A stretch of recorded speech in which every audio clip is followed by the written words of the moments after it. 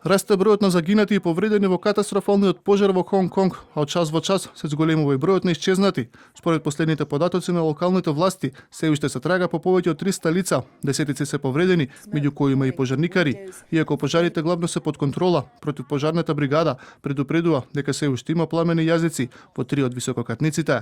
The fire is spreading quickly to nearby buildings.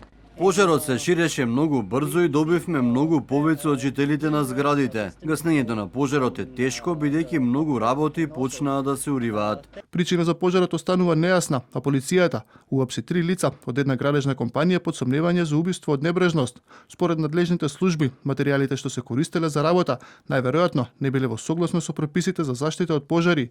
Шефот на владата на Хонг Конг, Џон Ли, нареди инспекција на сите згради над кои во моментов се врши големо реновирање на територијата, која е една од двата специјални административни региони на Кина, заедно со Макао. All the apartments are just burning.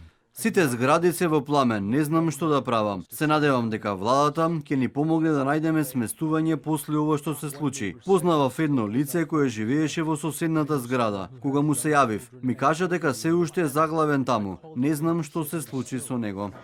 7 од 8 висококатници во стамбениот комплекс, секоја со 32 ката и вкупно речиси 2000 станови, се запали вчера попладне по локално време. Огнената стихија ја гаснат повеќе од 1200 пожарникари.